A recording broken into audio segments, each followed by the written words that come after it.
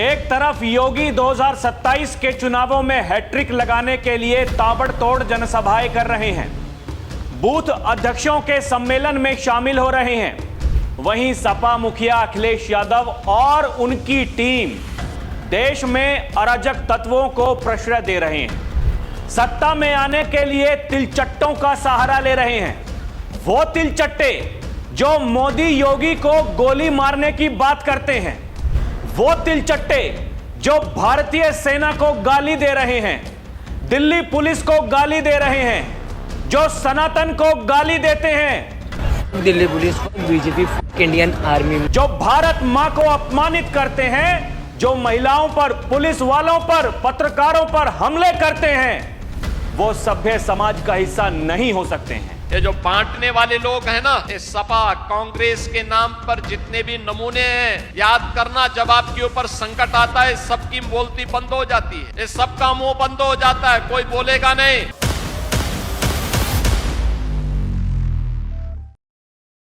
दर्शकों नमस्कार, DNP India देख रहे हैं आप, साथ हूं मैं आपके राहुल चौधरी।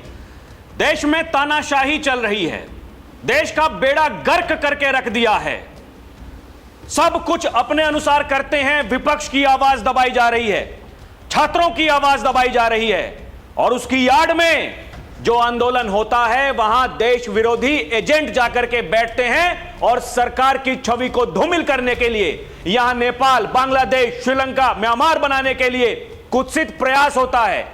उस पर कोई कुछ नहीं बोलता है, मुंह में फेविकोल जम जाता है। यह सदन की कार्यवाही नहीं चलने दे रहे हैं। आज तीसरा दिन है, सरकार ने कहा हम चर्चा करने के लिए तैयार हैं, आप करिए चर्चा, लेकिन उसी दौरान खड़े हो जाते हैं अखिलेश यादव देश की लोकसभा में।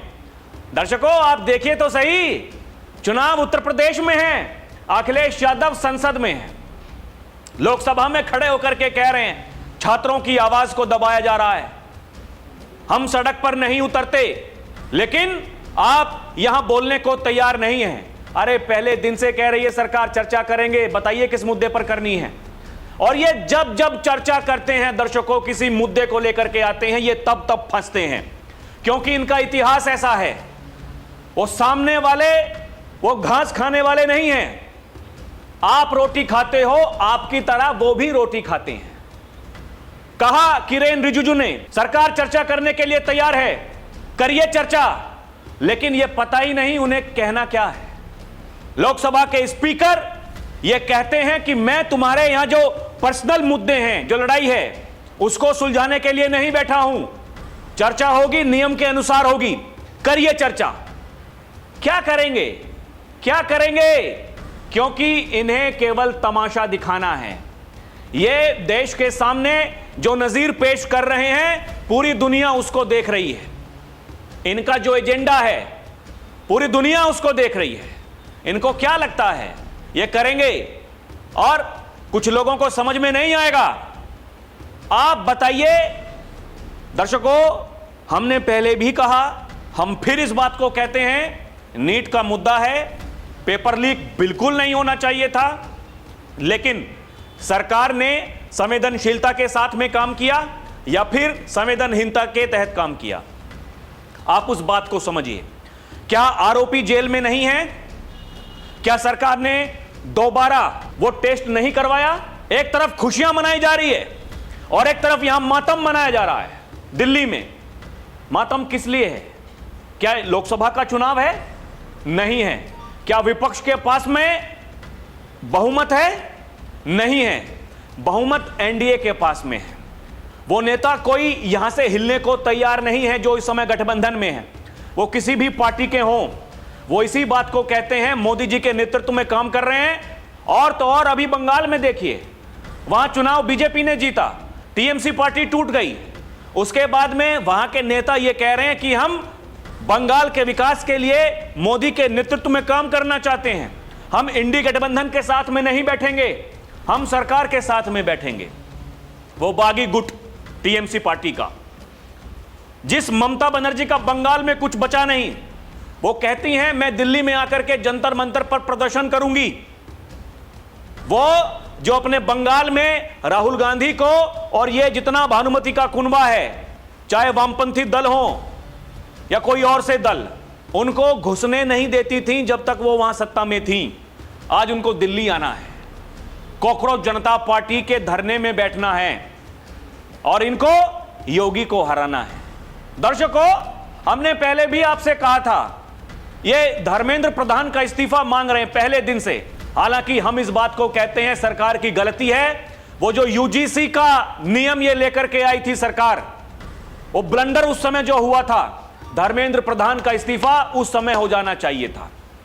हमें नहीं पता क्यों नहीं दिलवाया गया, लेकिन इस देश की जनता की यह मांग थी, लोगों की यह मांग थी। उसके बाद में यह कांड हो गया। अब कांड हुआ, कांड होने के बाद में वहां लोग जुड़ रहे हैं। राहुल गांधी अपनी फौज लेकर के प्रधानमंत्री आवास के पास में पहुंच रहे हैं, वहां अखिलेश यादव पहुंच जाते हैं। मतलब नौटंकी, ड्रामेबाजी, जो कुछ इस देश की जनता को दिखा सकते हैं वो सब कुछ हो रहा है। कोई उन पर आरोप लगा रहा है, कोई, देखिए, ये कांग्रेस पार्टी हो, समाजवादी पार्टी हो, दुनिया भर के दल हैं, आंदोलन से बनी हुई पार्टियां हैं। ये क्या काम करते हैं, ये बीजेपी की बी टीम सबको बताते हैं, सब बीजेपी की बी टीम है। अरे तो भैया किस बात के लिए लड़ रहे हो? अगर सब बीजेपी की बी टीम है, अपने घर बैठो, बढ़िया चाय नाश्ता करो, वहां पुलिस की लाठी क्यों खाते हो? यह समझने वाली बात है। और ये 2027 में योगी को हराएंगे, ये बीजेपी को हराएंगे उत्तर प्रदेश में। ये यहां सब एक दूसरे का सिर फोड़ने को तैयार हैं। कोई किसी की बात नहीं मान रहा है। कोई कहता है ये राहुल गांधी अगर वहां पर गए हैं प्रधानमंत्री आवास के पास में, तो ये सीजेपी का जो आंदोलन है उसको कमजोर करने के लिए सरकार की साजिश है, राहुल गांधी उसमें शामिल हैं और ये योगी को हराएंगे 2027 के विधानसभा चुनाव में। दूसरी तरफ बाबा रोजाना 2 से 3 जनसभाएं कर रहे हैं, इन पर हमले बोल रहे हैं, इनकी जो काली करतूतें हैं उनको सामने लेकर के आ रहे हैं, बता रहे हैं कि 2017 से पहले उत्तर प्रदेश में क्या होता था। अखिलेश यादव को जिस समय उत्तर प्रदेश में होना चाहिए, उनके जो बूथ अध्यक्ष हैं, जो योगी आदित्यनाथ काम कर रहे हैं, उनसे मुलाकात करके, क्योंकि उनका यह कहना है बूथ जीतेंगे तो चुनाव जीतेंगे, ऐसा जीतेंगे बंगाल के रिकॉर्ड तोड़ देंगे। अखिलेश यादव यहां दिल्ली में और तिलचट्टों के लिए मातम मना रहे हैं। बस में बैठ करके पुलिस वालों से पूछते हैं, ए पुलिस भाई कहां लेकर के जा रहे हो? उनके चेहरे की मुस्कान देखिए, उनको कोई चिंता नहीं है, हाथ हिला रहे हैं ऐसे जैसे कोई जनसभा कर रहे हो। ये देखिए, विजुअल्स देखिए आप, इस तरीके से हाथ हिलाते हैं जैसे कहीं रथ में बैठ करके जा रहे हो, दोनों तरफ जनसभाएं मतलब करने के लिए कहीं जा रहे हो, दोनों तरफ वहां पर जनता है, खड़ी है उनको देखने के लिए। अरे मजाक बना के रख दिया है इस देश का। इसलिए लोग कहते हैं कि चाइना वाला सिस्टम यहां इस देश में होना चाहिए, इसलिए जरूरी है। कभी धर्म की आड़ में पूरे सनातन को बदनाम करेंगे, बच्चों की आड़ में उनके भविष्य को बर्बाद करने के लिए ये क्या कुछ कर रहे हैं। ऐसे ऐसे नेता हैं, कहते हैं मुकदमों से मत डरना। सरकार कहती है मुकदमे आपके ऊपर दर्ज होंगे, आपको पकड़ेंगे, बड़े से बड़ा वकील खड़ा कर दूंगा, बड़े से बड़ा वकील। अपने आप जमानत पर बाहर हैं और बड़ा वकील खड़ा करेंगे, किसको? तिलचट्टों को बचाने के लिए। और उनकी यार्ड में जो आम जनता पिस रही है उस पर क्या बोलेंगे? कोई बोलने को तैयार है? पत्रकार जो अपना काम कर रहे हैं वहां, इनकी बात ना सुनो तो गोदी मीडिया बताते हैं, और वहां जाकर के इनकी बात सुनो उनके ऊपर हमला करते हैं, महिलाओं पर हमला कर रहे हैं, महिला पत्रकारों को निशाना बना रहे हैं और कहते हैं आजादी चाहिए। किससे आजादी चाहिए? वो दर्शकों जो नक्सली हैं उनका तो अंत हो गया। ये जो अर्बन नक्सली हैं, अर्बन नक्सली, अब इनका अंत होना है, होकर के रहेगा। हालांकि इस दौरान इधर उधर कुछ ना कुछ हो सकता है। अस्थिरता जो इस देश में अराजकता पैदा करने की कोशिश की जा रही है, कुछ ऊपर नीचे जरूर हो सकता है, लेकिन आप ये नोट करके रखिए, भारत आने वाले दिनों में ऐसा भारत बनने वाला है। ये देश विरोधी ताकतें, ये कितनी भी साजिशें कर लें, कितने भी षड्यंत्र कर लें, ये कुछ नहीं कर पाएंगे, क्योंकि इनकी मानसिकता ठीक नहीं है। ये देश की कीमत पर सत्ता में आना चाहते हैं और वो कभी नहीं होगा।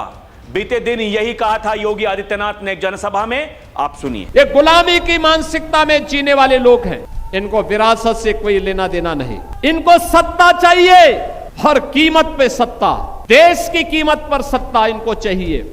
इनको चर्चा करनी है, पेपर लीक पर चर्चा करनी है। प्रियंका गांधी का एक भाषण वायरल हो रहा है, जिस समय राजस्थान में उनकी सरकार थी। कहा कि पेपर लीक तो ये तो आम समस्या है, हमारे गहलोत जी ने यहां बहुत काम किया है, लेकिन हम पूरी तरह से सफल नहीं हो पाए हैं। आपको मालूम है पेपर लीक की बड़ी समस्या है। गहलोत जी भी जानते हैं कि राजस्थान में भी पेपर लीक हुए थे और ये एक बड़ी समस्या पूरे देश में है, सिर्फ एक प्रदेश की समस्या नहीं है। और बहुत इसको रुकवाने की कोशिश चाहे कितना भी की होगी गहलोत जी ने, लेकिन फिर भी बार बार ये हो रहा था। इनको देखिए, इनकी मानसिकता देखिए दर्शकों। ये चर्चा करेंगे, करिए चर्चा। सरकार उसी बात को तो कह रही है, चर्चा करिए, हम चर्चा करने को तैयार हैं। समय दीजिए, कितने समय तक चर्चा चाहिए, करिए। और क्योंकि इन्होंने लंबे समय तक इस देश पर राज किया है, इनके समय में क्या कुछ होता था वो सारे काले चिट्ठे सरकार लेकर के आएगी, इनका पर्दाफाश करेगी। दर्शकों, कुछ तथ्य आपके सामने लेकर के आया हूं, इनका पर्दाफाश करने के लिए। इनकी मानसिकता को देखिए, ये किस देश विरोधी आंदोलन को, एजेंडे को आगे बढ़ा रहे हैं। ये नमूना देखिए, इसकी शक्ल देखिए आप। जंतर मंतर पर पेपर लीक के खिलाफ प्रदर्शन हो रहा है, तब वहां भारतीय सेना के खिलाफ नारे क्यों लगाए जा रहे हैं? लोग ये सवाल पूछ रहे हैं, क्यों इंडियन आर्मी बोला जा रहा है? Delhi police, BJP, Indian army क्यों बोला जा रहा है? भारतीय सेना के बारे में क्या जानते हैं आप? ये तिलचट्टे, ये क्या जानते हैं? ये नमूने, इनकी क्या उम्र है? जिस उम्र में तुम आकर के यहां ड्रामेबाजी कर रहे हो, उस उम्र में वो सेना का जवान वहां बॉर्डर पर खड़ा होकर के तुम्हारी सुरक्षा करता है, तुम्हारे परिवार की सुरक्षा करता है, तुम्हारे देश की सुरक्षा करता है। और तुम कह रहे हो इंडियन आर्मी। शर्म करो। ये वहां पर पहुंची बात, पत्रकार इनसे बात कर रहे हैं, वो इनसे सवाल पूछते हैं कि आप ये जो धर्मेंद्र प्रधान का इस्तीफा मांग रहे हो, आपको लगता है कि सरकार आपकी बात में आएगी, उनका इस्तीफा लेगी? इनका यह मानना है कि हमें नहीं लगता, क्योंकि मोदी हिटलर है। मैं तो यह कहती हूं मोदी को गोली मार दो। इनकी शक्ल देखिए आप, मोदी को गोली मार दो। लोग ये सवाल कर रहे हैं, ये सब क्या ही चल रहा है विरोध के नाम पर? मोदी को गोली मार देंगे, मोदी को हटा देंगे। कल को फिर कौन आएगा? राहुल गांधी के पास में बहुमत है, अखिलेश यादव के पास में बहुमत है, वो सरकार चलाएंगे। उनका कौन समर्थन करेगा? कौन करेगा? ये बताइए ना आप। कौन बनेगा प्रधानमंत्री? अमित शाह बनेंगे तो आपसे झेले जाएंगे, योगी आदित्यनाथ बनेंगे आपसे झेले जाएंगे। वो लोग जो उत्तर प्रदेश की राजनीति कर रहे हैं, बाबा ने उनकी नाक में दम कर दिया है उत्तर प्रदेश में। इसलिए ये लोग मोदी को और अब योगी को गाली देना इन्होंने शुरू कर दिया है। ये लोगों ने सवाल पूछे, ये महिला पत्रकारों तक को नहीं छोड़ा, उनकी वहां पर मॉब लिंचिंग कर दी गई ये तिलचट्टों के द्वारा। वरिष्ठ पत्रकार हैं हर्षवर्धन त्रिपाठी, लिखते हैं ये भीड़ छात्रों के हितों के लिए लड़ने वाली नहीं हो सकती है। ये बर्बर उन्मादी जहरीली भीड़ है जो ये दरबारी पत्रकार हैं। ऐसे सत्ता की गोदी से बाहर किए गए लोगों ने इनको तैयार किया है। थू है ऐसे नीच लोगों पर। उम्मीद है दिल्ली पुलिस ने ऐसे लोगों को चिन्हित किया होगा जो इस तरह के घिनौनी हरकत कर रहे हैं दर्शकों। और फिर ये कहते हैं सब कुछ बिका हुआ है।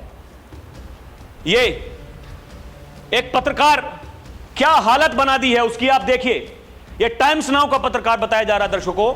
ये राष्ट्रीय लोकदल के प्रवक्ता हैं रोहित अग्रवाल, लिखते हैं देश की मीडिया के ऊपर इस तरीके का हमला अत्यंत दुर्भाग्यपूर्ण है। पत्रकार भी अपना काम कर रहे हैं और उनको टारगेट करना आपकी खोखली मानसिकता दिखाता है। यह खोखली मानसिकता है जो आप लोग कर रहे हैं। अरे पिछले 1 महीने से आप वहां धरना दे रहे थे, देते रहते।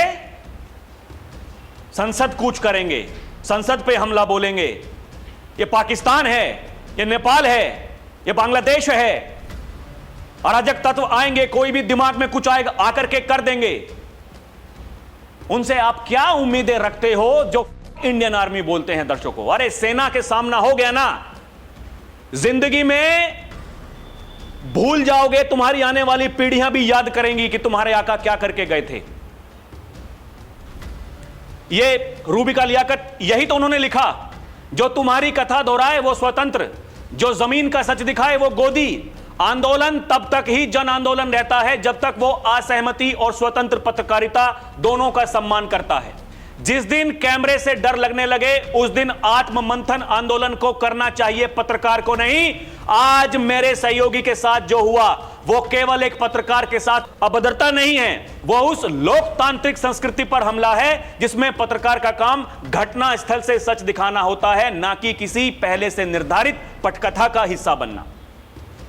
ये योगेंद्र यादव ये कभी पत्रकार बनता है, कभी ये चुनावी विश्लेषक बनता है, ये कभी किसी पार्टी का मेंबर बन जाता है, पार्टी छोड़ देता है, चुनावी पिच तैयार करता है और क्या क्या बकवास करता है। बोल रहा है कि पिछले 50 वर्षों में पहली बार ऐसा नजारा देखने को मिला है, पहली बार। मतलब महिलाओं को निशाना बनाया जा रहा है, सेना को निशाना बनाया जा रहा है, पुलिस वालों को निशाना बनाया जा रहा है, पत्रकारों को निशाना बनाया जा रहा है और इसका आनंद आ रहा है। इनकी मानसिकता देखिए आप, ये क्या करना चाहते हैं इस देश में उसको देखिए आप। मोदी के विरोध में, भाजपा के विरोध में ये किस हद तक आगे बढ़ चुके हैं उसको देखिए आप। दर्शकों, अखिलेश भैया का जो मैंने आपको बताया, राहुल गांधी हो, अखिलेश यादव हो, वहां प्रधानमंत्री मोदी के घर के बाहर जाकर के ड्रामेबाजी की, पुलिस ने इनको डिटेन किया, इसीलिए आज संसद में आकर के चिल्ला रहे थे हम तो सड़क पर नहीं जाते, अगर आप पहले ही यहां सदन में बात कर लेते। अरे भाई, प्रधानमंत्री ने मॉनसून सत्र की शुरुआत से पहले मीडिया को संबोधित करते हुए कहा पेपर लीक गंभीर मुद्दा है, हम संवेदनशीलता के साथ में काम कर रहे हैं, लेकिन उस पर राजनीति नहीं हो सकती है, राजनीति नहीं होगी। आप देखिए इनकी नौटंकी, देखिए इनकी ड्रामेबाजी, देखिए ये समाजवादी पार्टी की, इनका क्या हश्र होने वाला है 2027 के विधानसभा चुनाव में, उसकी पटकथा अभी से लिखी जा रही है, आप नोट करके रखिएगा दर्शकों। ये डिंपल यादव जी, ये उस दिन वहां जब वो चल रहा था ड्रामा, वहां पहुंची, हाथ में वो पट्टी रुमाल जैसा कुछ बांध करके वहां, अरे देखिए कितना अत्याचार हुआ है, किसके कपड़े फाड़ दिए, किसको पीटा गया, सब कुछ यहां भाषण में बताया गया। कल ये सुबह मीडिया के सामने आती हैं, वो परसों की बात है, कल सुबह आती हैं और देखिए यहां पर इनका हाथ देखिए, ऐसे बाल अपने ठीक कर रही हैं। आप देखिए कहीं कोई खरोच है, कहीं कोई निशान है चोट का। आप देखिए ना ये किस हद तक इस देश की जनता को ये मूर्ख बनाने का प्रयास कर रहे हैं। दर्शकों, लोग लिख रहे हैं ये रील बिल्कुल नहीं थी, चोट था, घाव था, पट्टी थी, मात्र 12 घंटे में घाव को आराम, पट्टी घाव सब गायब। हमारे देश के डॉक्टर कितने अच्छे हैं, मात्र 12 घंटे में घाव से पट्टी हट गई, निशान तक गायब हो गया। भाभी जी के घायल हाथ को मात्र 12 घंटे में ठीक करने वाले डॉक्टर को अवार्ड मिलना चाहिए। लोग ये लिख रहे हैं भाई, सबको पता है आप क्या कर रहे हैं। ये संसद में आकर के चीखने से, चिल्लाने से तानाशाही नहीं चलेगी, तानाशाही नहीं चलेगी, ऐसा करने से कुछ नहीं होता है। आपने अपने समय में जो किया है उसके बारे में बता रहे हैं। ओम प्रकाश राजभर जो कभी आपके सहयोगी हुआ करते थे, आज आपका साथ छोड़ करके वो भाजपा के साथ में है, क्योंकि उनको पता है कि उनका भविष्य वहां पर है। लिखते हैं, मित्र अखिलेश जी, आप कहां चले गए पेपर लीक पर प्रदर्शन करने, झुट्टो गिरफ्तारी कराने महाराज। आपकी अपनी सपा सरकार का हाल आपको याद है या भूल गए? आपके राज में स्कूलों में खुलेआम नकल होती थी, परीक्षा को धंधा बना लिया गया था। आपकी सरकार में हाई स्कूल 12वीं के प्रश्न पत्र पैसों पर बेच दिए जाते थे, फर्जी सर्टिफिकेट बनाए जाते थे। आपके राज में भ्रष्टाचार का आलम ऐसा था कि यादव और मुस्लिम के अलावा किसी और को नौकरी नहीं मिलती थी। पूरे प्रदेश को आज भी याद है कि सरकारी नौकरी की गाइडलाइन जारी होते ही कैसे चाचा भतीजा वसूली के लिए बोरा लेकर निकल जाते थे। याद कीजिए आपकी सरकार में क्या था शिक्षा का हाल। इनको याद दिला रहे हैं कि इतिहास उठा करके देख लीजिए। ये हाउ कैन यू रोक वाले धर्मेंद्र यादव इलाहाबाद विश्वविद्यालय में लॉ करने लगते हैं। मैं गारंटी से कह सकता हूं कि धर्मेंद्र यादव की क्षमता नहीं है इलाहाबाद विश्वविद्यालय की प्रवेश परीक्षा पास भी कर लें। इसलिए कह रहा हूं, मित्र की शिक्षा पर आप जैसे लोगों को बोलने का कोई अधिकार नहीं है। मैं गारंटी दे रहा हूं, आप लोग आंदोलन को लेकर या छात्रों को लेकर कतई ईमानदार नहीं हैं। सिर्फ मासूम छात्रों को, युवाओं को बरगला रहे हैं, उनका इस्तेमाल करके सत्ता हासिल करना चाहते हैं, सिर्फ माहौल को बुनाने की कोशिश कर रहे हैं, देश और प्रदेश में अराजकता फैला रहे हैं। आपका लक्ष्य सिर्फ और सिर्फ सत्ता की कुर्सी है। कयामत तक हम लोग आप पर भरोसा नहीं कर सकते हैं। महाराजा सुहेलदेव की जय। राधे राधे। जय श्री सीताराम। आप इस बात को समझिए। ये मैंने कहा ना आपको दर्शकों वीडियो की शुरुआत में, ये चर्चा करेंगे, ये फंसेंगे, ये फंसेंगे। इन्होंने कहा था ये संविधान लोकतंत्र पर चर्चा होनी चाहिए। कीजिए चर्चा, करिए। कैसे इनके धागे खोले देश के प्रधानमंत्री ने, अमित शाह ने। ये क्या लोकतंत्र की बात करेंगे, क्या करेंगे? लोकतंत्र का गला घोटने वाले वो कौन लोग हैं? वो यही लोग हैं। इनके पास में कोई मुद्दा नहीं बचा है दर्शकों, कोई मुद्दा नहीं है। चुनाव में किस मुंह से जाएंगे इनको कुछ नहीं पता। केवल एसी में बैठ करके पीसी करने से, सोशल मीडिया पर लंबे लंबे लेख लिखने से कुछ नहीं होता है। बाबा कहते हैं लोकतंत्र में जनता जनार्दन का आशीर्वाद जिसके साथ में होता है वही जीतता है, उसको कोई हराने वाला नहीं है। और ये वो 20 जुलाई की जो इन्होंने तारीख तय की थी संसद, उसका घेराव करेंगे।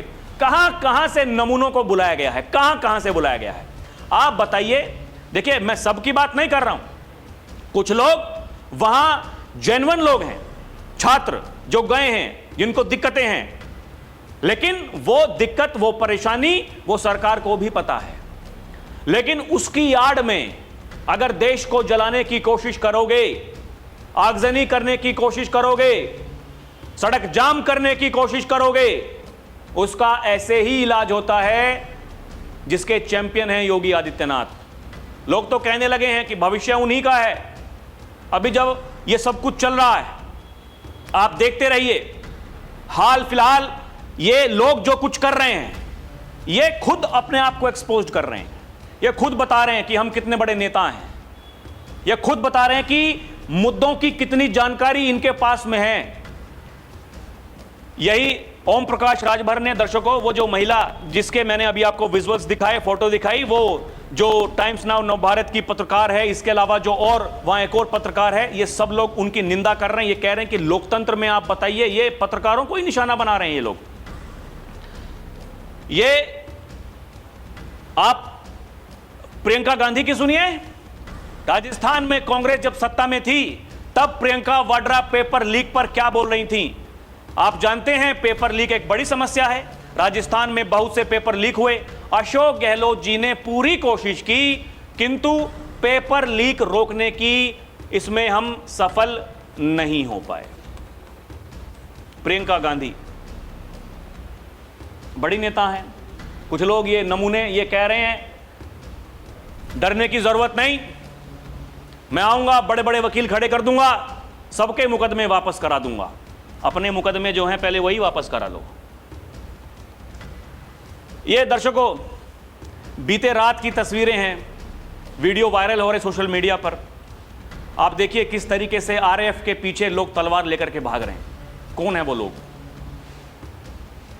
रैपिड एक्शन फोर्स, दंगाइयों की काल, उसको दौड़ाया जा रहा है तलवार लेकर के, हथियार लेकर के हाथ में।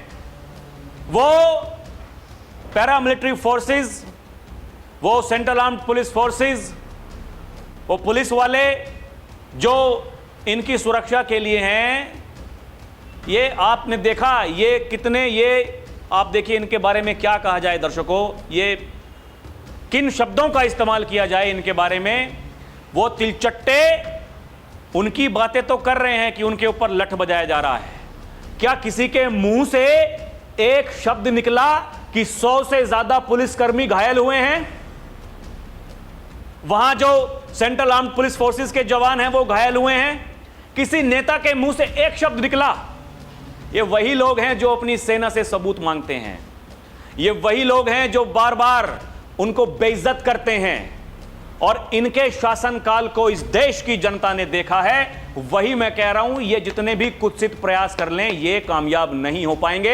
ये लोग भारत के टुकड़े कराना चाहते हैं दर्शकों, ये नहीं करा पाएंगे, नहीं करा पाएंगे, नहीं करा पाएंगे। मंसूबे पूरी दुनिया को पता चल गया है। भारत में रहने वाले जितने लोग जो देशभक्त हैं, देखिए मैं उस गैंग की बात नहीं कर रहा हूं, वो जो वामपंथ का चूरन चाट चाट कर जिन्होंने अपनी बुद्धि ऐसी कर ली है। लेकिन आप इस बात को समझिए, वो जो देश भक्त हैं, वो जो राष्ट्र के साथ में खड़े हैं, वो कहते हैं कि हमारा धर्म बाद में है, हमारी जात बाद में है, पहले हमारा देश है। जो अपने देश के साथ जो राष्ट्रवादी लोग हैं, उन सबको पता चल चुका है कि ये क्या पूरा मामला है, ये क्या करना चाहते हैं, क्या इनके दिल में है। यही लोग लिख रहे हैं एक कनॉट प्लेस में आरएएफ जवानों को पीछा करके जिस तरीके से हमला बोल रहे हैं, ये नीट के छात्र हैं या गुंडे माफिया हैं।